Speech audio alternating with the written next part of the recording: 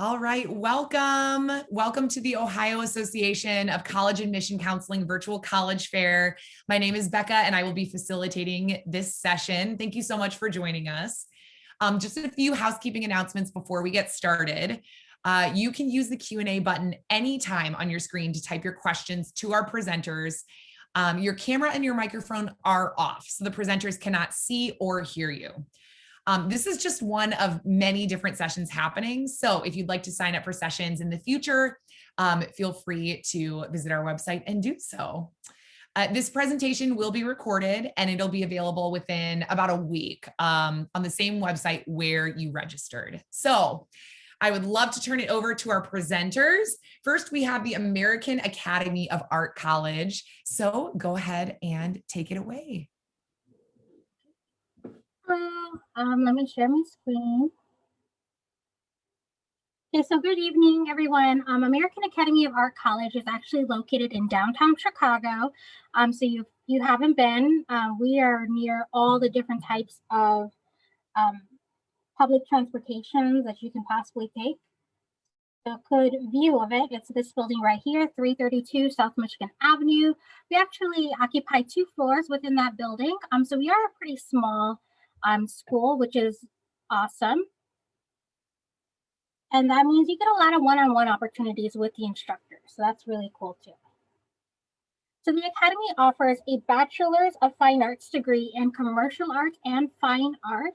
So we are an applied arts type of school. We only teach art and we only give a Bachelor's of Fine Arts degree. So our commercial art areas are illustration, graphic design, 3D modeling and animation, art direction, and photography. Our fine art area is painting with a specialization in oil painting or watercolor painting. All the courses within the Academy are designed around the careers you would potentially be having with each of those majors. So you will have experience in, let's say, storyboarding if you decide to become an illustrator, or concept art. You'll have experience in setting up your artwork for a gallery exhibition if you're choosing something like fine art, and so forth. Every student, regardless of their intended program, will take the same courses in the first year, and this is the foundations courses. It includes the fundamentals of art and life drawing. So these courses are all designed about making you a better artist. So we're going to be talking about perspective, color theory, things of that nature within this course, kind of similar to what you're already learning in high school, but a little bit more in-depth and a lot more intense. A big part of this program, especially the life drawing courses, is to make you a better artist. And this is a really great example done by alumni Joe Redna. He did this as a freshman in high school. So the very first assignment we get at the Academy is to actually do a self-portrait. And I hope you guys are doing self-portraits now. It's so important. That's a face you can kind of rely on. So 4 years later, this is what he turned into as instructor. So we can see some really awesome improvement within those 4 years. Well, let's see what 4 months is at the Academy. So we actually do another self-portrait at the end of your first semester. So this is 4 years and this is 4 months at the Academy. So here's an idea of another student's artwork of their 4-month process. We're always putting critiques up for students so that they can talk about the positives they've done in their artwork, the negatives, and how we can improve. And this really does build confidence. The person you're facing against when going to a school that's all designed around art is yourself. So the only way to improve on your grade is to obviously do better. So it's always about practicing, always about working with your mediums. We are accredited, so you do have to take humanities and sciences. They include anatomy, art history, language arts, and social sciences. And even within these courses, we're still drawing, we're still creating. I'm trying not to go over time. So the benefits of attending American Academy of Art and becoming a professional artist: career direction. It starts the day you start school. You have a career to look forward to that can provide security. Recognition. We are always encouraging our students to join various competitions, including ICMAT, Blue Box Shoes, and the Higher Learning Commission competition. We have many winners within those competitions, and a lot of times those competitions are part of your assignments. Job security. The Career Services Department assists with interview techniques and helps coordinate job interviews. About 90% of our students in the first 5 years of graduation are actually employed in the art field. and job independence. As an artist, you always have the freedom of becoming a freelance artist, meaning having the ability to work from home, studio, or gallery. The key to success is obtaining those skills, obtaining that time management skill, and learning how to create those contracts. So it's another thing we teach you at the Academy. And then this is just another slide updating you about the fact that our career services department is always available, no matter how many years you have graduated. Some other really important dates to keep in mind. We do have 2 scholarship competitions right now, the senior scholarship competition and the digital scholarship competition, but I would advise you sign up right away because the deadline is March 1st. And it's really easy. You can find it on the Academy's website, and the website is aaart.edu. So if you have any questions, you can ask it towards the end. I think I made my full 6 minutes. You did it. Yes. Wonderful. Under if that, which is great. So we've got Stanford University up next. Take it away. On? Perfect. All right, welcome guys. My name is Elise Watford and I am an admission counselor here at Stanford University.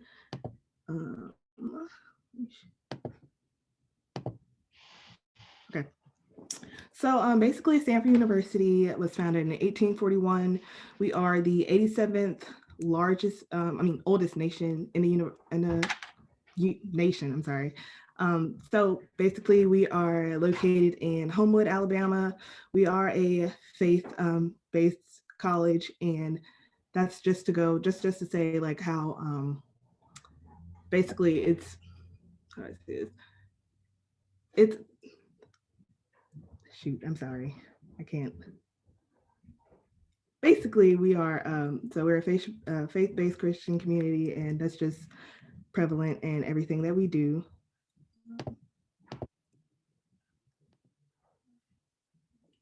Yeah, so we have about total size. I like to think of Stanford as like a small, big school. So we've got about 5,700 total enrollment.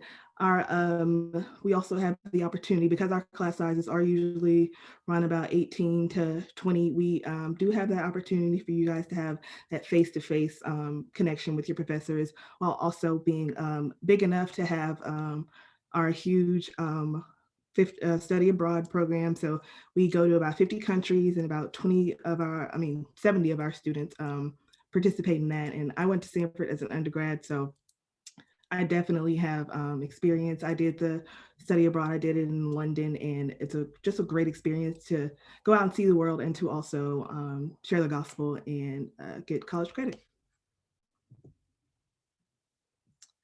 Next, we have our freshman admission timeline. If you haven't applied, then it's definitely something that you're not familiar with. If you don't take anything else away from the presentation, please know that we open up our applications August 1st, and December 1st is our huge scholarship deadline. So that's when a lot of our opportunities become available, and that's where basically the earlier that you submit, you have those opportunities and have a better chance of seeing if Stanford is the right fit for you. And then we also have our March 15th deadline, and that's for basically our secondary scholarships and our FAFSA information. So again, this is a look of our application checklist. We have our, so this is all the stuff that we require. There's an asterisk by the official test scores, and that's because of COVID, we allowed high school seniors to apply test optional, which means that they can forego taking their ACT, SAT. And we've had a lot of success with that option, and we've also been in constant communication with the ACT and SAT representatives. So we're not exactly sure if we're going to offer that option for juniors, but my advice is to go ahead and take that test anyways, just so you can have that under your belt. Another thing about Stanford admission process is we like to look at things holistically. So our counselors really take the time to look at everything and get to know you, not just as a student, but as a person as well. Like I said, we are a little big school, so we do have the the opportunities of a big school. We have 17 Division I sports, 166 student organizations. I have the opportunity of being a part of the volleyball team here at undergrad, and it was a great experience for me. But of course, if you aren't athletic, we do have plenty of organizations for you to get familiar with. We also we offer 177 majors, minors, and concentrations. So plenty of room for you to explore and just find your passion and what you want to do. And then our path forward, Stanford also offers right now, we have 86% of our classes in person. So that just goes to show how hard we've worked to not only keep ourselves healthy, but everyone else around us as well. And then we are also offering campus tours 6 days out of the week. So now we are back fully running with everything. So if you do have a chance to come to campus, or if you ever close in town in Alabama, we'd love to have you. And also, if you do apply, make sure you please contact your admission counselor, because that's definitely a person that's going to be a great resource for you going forward through this process. So thanks. Thank you so much. Thank you. All right.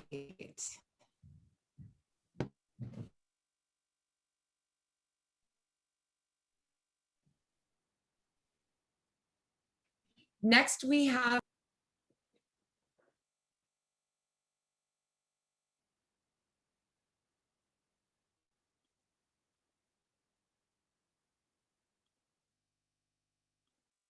all right. Hopefully you guys can hear me, because Becca just cut out for me. But so my name is Ramsey. I'm an admissions counselor for John Cabot University, but I also graduated from John Cabot University close to 4 years ago now. We are an American institution in Rome, fully accredited, so you can get an American education, but you don't have to live in America. So let's jump right into it. We are a small institution, so we have just over 1,000 students. Usually we're around 1,400, but right now with COVID, we're a little bit less, but you won't feel like you're in a small school too much, because we do have students from over 70 countries fit into 1,000 students. So there's students from everywhere. Right now, this has changed a little bit because of COVID, but around half of our population are from the US, and then we have around 30% Italian, and then the rest are from around the world. Like I said, we're a small school, so you will have that kind of small classroom. The professor will know your name and know your grade, type of environment where you can go to your professor and ask to get a coffee that week to discuss your exam. So yeah, and I'll of course touch on the campuses, the housing, and the tuition and all. So we have a few things to note right off the bat. So on-site learning and learning by doing. I think these can be summed up by experiential learning. I can attest to this, and this is what I loved when I was at John Cabot, is that, Rome is such a good resource to have as a student. So we can actually go out and use Rome. It's nice to learn about things in a book, but when you can actually go out into the city and, go see the building or see the statue or whatever it is, that's a different type of learning, and that's what sticks with you. You're not just remembering it for an exam, but it stays with you forever. Very multicultural environment. I always say that you're not just learning from your professors, you're learning from the people around you always. So, that is a huge piece, is to have that diversity inside the classroom. Of course, COVID is a huge thing, but Italy is doing a lot better than the US, thank God. We've done everything, we're keeping everything as safe as possible. You got to wear a mask on campus and, socially distant the classroom and the housing and all of that. We're being super lenient with tuition refunds and housing refunds and, deposit refunds. So we're trying to make it as easy as possible. Right now we have a hybrid model of in-person and remote classes. So 1 week you're in person and 1 week you're remote. But yeah, hopefully by fall we'll be a lot closer to normal. But so we have 14 majors and 19 minors at John Cabot. What's nice about the faculty is that they really reflect the student body very well. A lot of them are in Rome specifically to be teaching at John Cabot, so they're very dedicated to making the experience special. We have a few support services, math, writing center, and the foreign language resource center. I definitely use the writing center a lot. Liberal arts education, you will be writing quite a lot. So yeah, our list of majors, I studied communications when I was there. Another huge thing at John Cabot is our career services. So big chance that you get a internship while you are at John Cabot. So we have partnerships with over 650 companies. We hold 3 career fairs every year where we get some of these companies to come to the school, and you can talk to them and see what they're looking for in an applicant. Give them your resume, maybe you get an interview. So it's very likely that you do get some professional experience. And what's nice about this is that it's not only a professional experience, but in an international setting. So I think it's extra beneficial. Yeah. Because we're not a giant school, we put a lot into our student services, and there are a lot of student-led clubs and organizations. We have, everything from theater society to newspaper club and the photography club, fashion club. So bunch of different things. I think that Rome has something for everyone, no matter what you're interested in. If it's art or history or food or literature or culture, I think Rome has an abundance of that. So we also do a bunch of trips and activities. We like to use Rome, of course. Again, we use our environment because it's beautiful and it's very resourceful. So we take trips, and we even do weekend trips to cities around Rome, Florence, other places that are further away as well. We do have athletics as well because we're, an American university in Italy. Soccer is the biggest one. It's football over there. But we do have basketball and volleyball and even a cheerleading squad. So it's a very nice mix between Italian and American culture. Just a quick look through our campuses. I don't want to go over my time. So our campus is like an urban campus, so you have a few buildings near each other in Rome, just a few minutes walking within each other. Our Guarini building is our oldest building. We have a bunch of terraces at John Cabot where you can just watch the sunset over Rome. We have a cafeteria in our Tiber campus, a bunch of classrooms, student service offices. And we also have an art studio that's dedicated. I took my photography courses here. You can, do some sculpting if you're into painting or drawing, whatever it is. It's nice to have your own dedicated space for that. We do have housing. Our housing is a bit more apartment style, less than the dorms that you might be used to, but bigger. And, you'll have a kitchen that you can go grocery shopping and cook at. Applying is just like any other American institution. We're on the Common App. Need your transcripts, 2 letters of recommendation, your personal essay, and an interview, most likely with me. So we do have a bunch of financial aid. I don't want to go over my time, but we offer need-based and merit-based scholarships. Just need to apply for the merit-based, and we'll evaluate you for the rest. Our tuition is just under $27,000, including meal plan, permit to stay, and the health insurance. So, and that's without any scholarships. So very likely that you do receive a scholarship from us. But that's my time. So my name is Ramsey, admissions counselor for John Cabot. Thank you, guys. Thank you so much, Ramsey. Up next, we have Worcester Polytechnic Institute. So go ahead, Tyler. There you go. Nailed it. All righty, let me just share my screen here.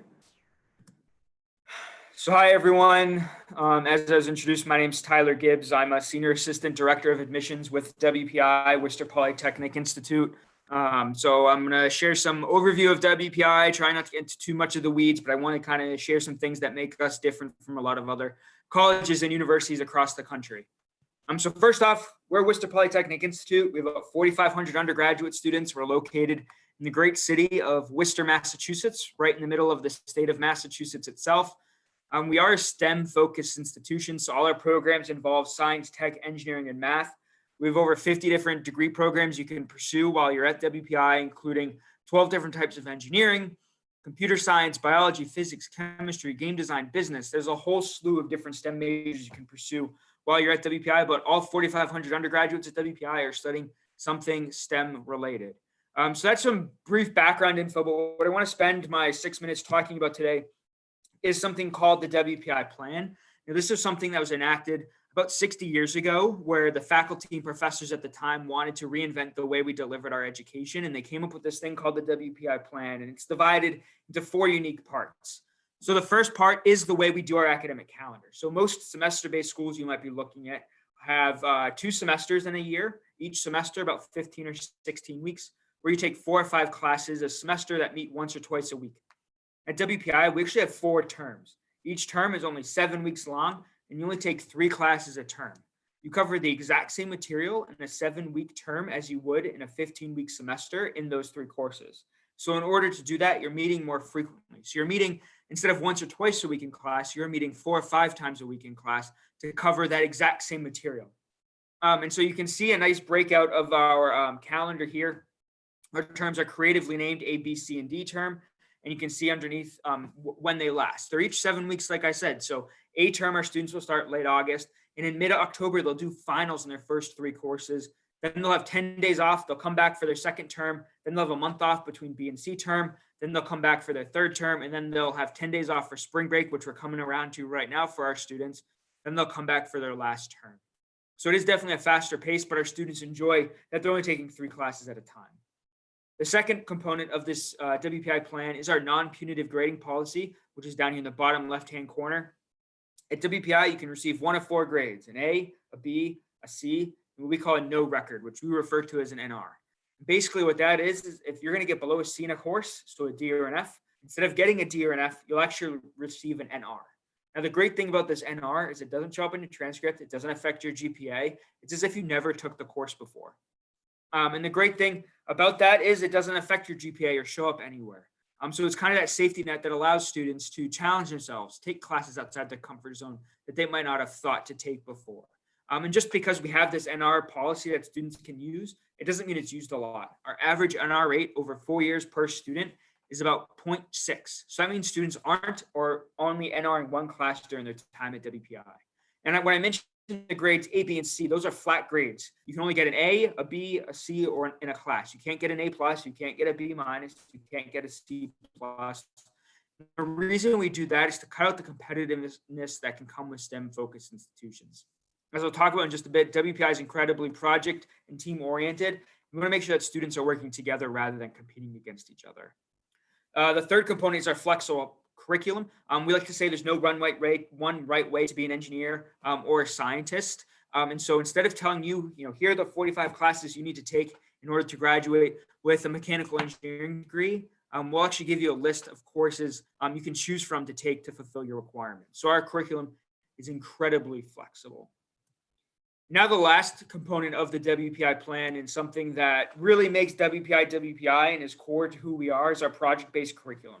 At WPI, you will be doing projects in almost every single one of your courses. We're very hands-on. We want to make sure students know what they're doing and what they're learning. So when they get out into the workforce, they actually can start to apply themselves on day 1. So like I mentioned, there are a lot of projects you'll be doing in almost every single one of your courses, and they'll mostly always be team-oriented. We want to make sure students learn how to work with other people, both ones they get along with very well, but also in teams that they just don't mesh as well as additionally. Now, there are some large-scale projects students are required to complete in order to graduate. You can see the 4 of them here. I only have enough time to touch on 2 of them, but if you want to learn more, feel free to shoot me an email. The first one is that IQP in the bottom left-hand corner. That's the interdisciplinary project that students complete their junior year. This is a 7-week project that students work on that is social sciencey based, where students are asked to bring their STEM background to a humanitarian problem or an issue a business or an organization is having to try to solve it. And this is a great opportunity where a lot of our students actually choose to study abroad during their time at WPI. So you can go abroad to one of our 50 different project centers all over the world and complete this project. And I'll show you a map on the next slide in just a minute. But the last project, the MQP in the bottom right-hand corner, is kind of think of it like your senior capstone, your senior thesis. This is a project you complete that is major specific. So you work in a team of 3 to 4 mechanical engineering students or computer science students to work on a project of your choosing to really show WPI, hey, I was a biomedical engineering student here, and this is what I learned during all my courses on campus. So that kind of touches on those, but the global projects is another big part here. All the locations were located all over the world that students can choose to study abroad. And that's another big part of who we are, but I think I'm up to my 6 minutes. All right. Thank you so much, Tyler. And our final college is Glenville State College. So go ahead and take it away, Lexi. Thank you. All right, guys, just going to share my screen with you and we'll get going. All right, so I'm with Glenville State College. We are located in the heart of West Virginia here. My name is Lexi, and I'm one of the admissions counselors here at GSC. So probably the most important information is right here on the screen. So that is my contact info. I'll also link this information for you in the chat. That way you have it. Kind of my whole job really is to make this process for you really easy by answering your questions, giving you the information, putting you in contact with the right people. So no question is too big or too small. This is a short presentation, so if we aren't able to answer your questions in this time frame, please feel free to reach out. That way we can help guide you and make this process really easy for you. On this screen, you're going to see all of our academic departments that we offer. And then within these academic departments, we have our degree programs.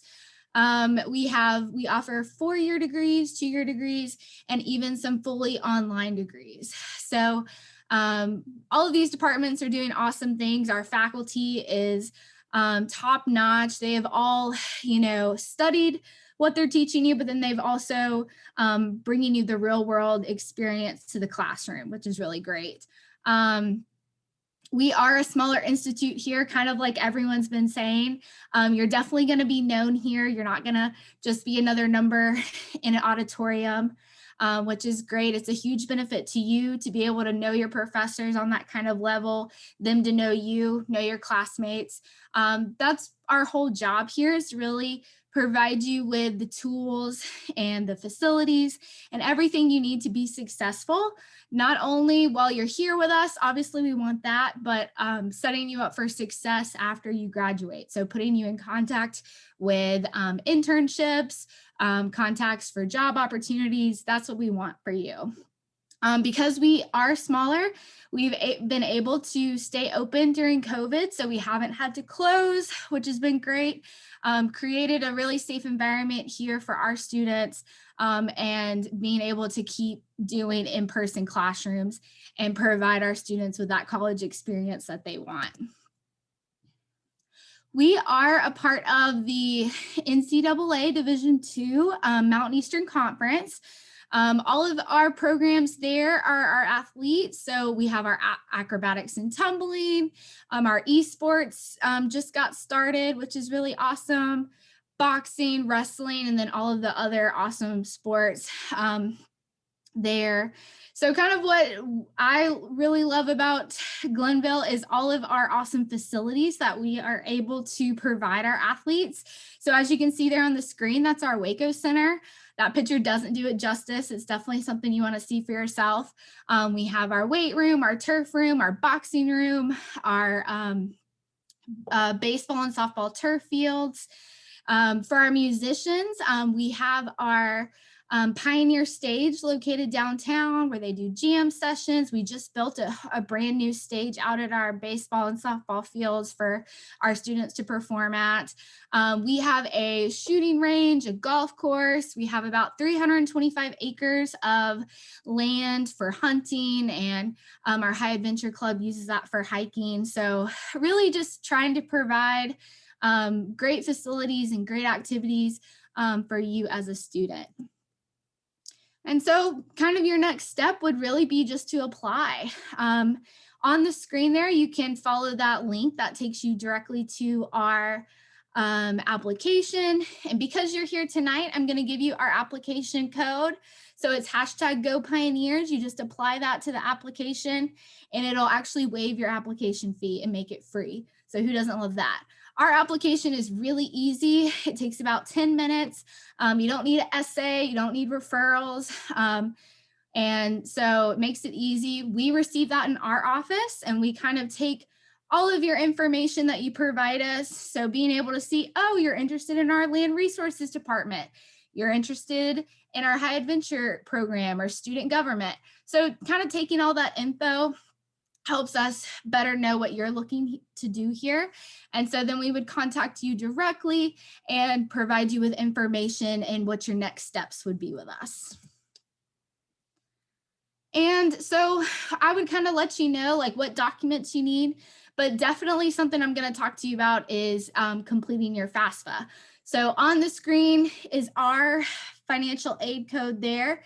You use that. That way we get access to your information. Biggest thing that comes out of your FAFSA is that EFC number. That's what a lot of scholarship providers use to provide you scholarships. So you definitely want to get that done. That way you get the most financial support. As you can see on the screen, that is our in-state and out-of-state tuition. Very affordable here. That number includes your tuition. It includes your meal plan. It includes your housing. So very affordable. You can stack all your scholarships and use those here. My time's wrapping up, but I just want to say thank you guys. Love to have you on campus. Come visit and be able to show you around. We have an open house coming up, so I would love to give you more information on that. Go Pioneers. All right. Thank you so much, Lexi. And thank you to all of our presenters. Let's see.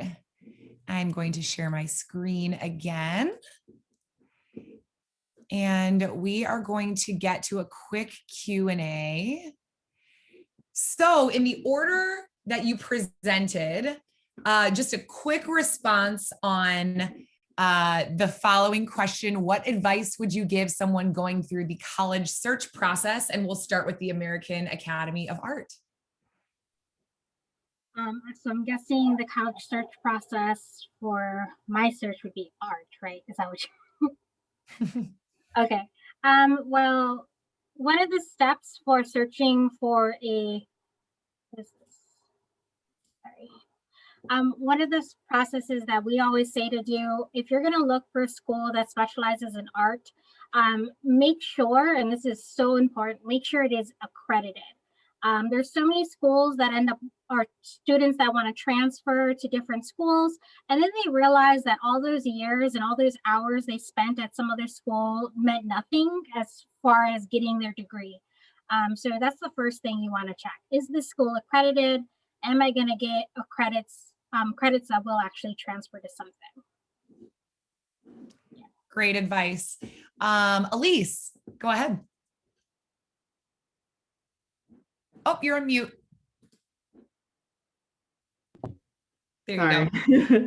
The advice that I would give is to basically take your time and do your research. I know the college search process can get definitely long and tiring and frustrated, but you know, it's all about, at the end of the day, it's about you, and it's about what you want in the school and what you feel like you can thrive in, and you know, just become the best person. So like I said, do your research, visit schools, take that time, set up appointments and meetings, and just go and just look and see what the best fit is for you. Great. Very good advice. Ramsey? I would say probably, you know, like that, make sure that you'll like the surrounding area, like the city that, or the area that your college is in. You know, if you're a city person, you might not want to go to school in the middle of nowhere, because you'll kind of be stuck to the campus the whole time. And if you like being in the middle of nowhere, and you might not like living in a city at full time. So I would say make sure you like the surrounding area as well as the college itself. Great. Tyler? Yeah, I would say, you know, it depends on the year you are in high school, but, you know, when you're just starting at your college search, kind of start to think about what size school do you want, where do you want to be? And then from there, dive down a little bit further to see which schools that meet that criteria have what it is you're interested in studying. And I'll also point out that it's a really unique time in the college search right now, given everything that's going on with COVID, and it's forced a lot of colleges and universities to start offering things virtually that they never offered before, which is kind of crazy to think about. So, you know, us being in Massachusetts, if you live in Ohio and it's not easy for you to necessarily spend a couple of days getting out to us, you know, we're offering a lot of different virtual events like many of the schools here today and other ones you might be looking at. So definitely take advantage of those while schools are doing them. And then hopefully over the next year and a half, 2 years, even 6, 7, 8 months, things start to return a bit to normal so you can get. Perfect. And Lexi, go ahead. Yeah, so I always like to say if you can go to a school, their campus is open for you to visit. I definitely recommend you taking advantage of that. I know it's kind of hard to see what we all have to offer in this short little 6-minute time frame. So definitely being able to go to campus, see the campus, talk to us in person, meeting with professors and kind of seeing everything. I think that really helps. And then also kind of like Tyler said, taking advantage of what virtual things, because we all are offering those virtual things for you to take advantage of. So don't be afraid to ask questions, reach out, and let us help you find those things that you're looking for. Great. Okay, and we have time for one more. Is there a favorite event or tradition on campus? And just briefly, we'll start with Bianca. Our favorite event is Halloween. It is a huge, huge thing that we do at the Academy. The photography students take pictures of all the different creations students come up with. We make a whole day out of it. We like have them come and pose on a stage and like act out whatever their character is. It's so much fun. Obviously, now that it's a little bit more virtual, we're doing kind of half and half, like the few students that are able to be at the Academy can participate, but it still is a lot of fun activities at the Academy when it comes to Halloween. Fun. Yeah. Elise, go ahead. So my favorite tradition is, so when you graduate from Stanford, we have this huge, we call it the Stanford Fountain. Basically, it's this huge, big fountain, really, really pretty, all full of water. And so when you graduate and you take your pictures, you have to get one of you jumping into the fountain. It's tradition, it is what we do, and all the pictures just look so fun when we're doing it. So that's really fun. Great. Ramsey? I'll probably say our talent show. It's always a lot of fun because the entire school comes together, even the professors. The professors also, like the communications department, have a band, and they're really good. So that's always fun because there's new students every year and they have new talents and things like that. Yeah. Love it. Tyler? Yeah, so we have several different traditions, but one I'll talk about is on our campus, on our quad right in the middle is where all the paths cross. We have a big, the seal of the university in the middle.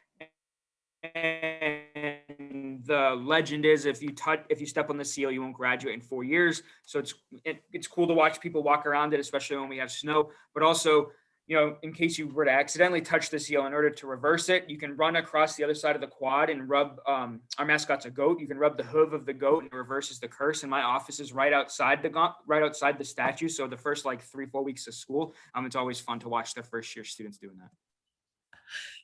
Oh, that's hilarious. Okay, and Lexi? Well, this is hard because we have a lot of great activities that we do on campus, but probably the biggest tradition that we have is what we call the Folk Festival.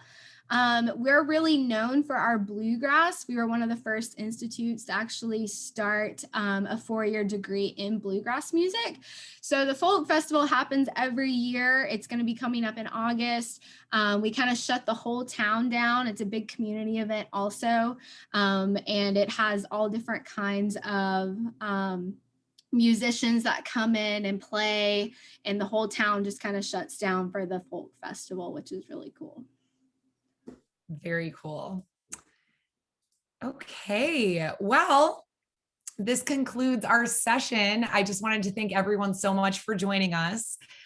When you close this window, you will be disconnected from the presentation, and you will come to a link with a very quick 4-question survey. We'd appreciate any feedback that you can provide. Also, this is just one of many sessions being hosted, so be sure to sign up for additional sessions if you're interested. In about a week, you'll find this session's recording as well as other session recordings. So I'm going to end the webinar and you will be disconnected. Thank you so much to our panelists. Thank you to our attendees, and have a wonderful rest of your evening.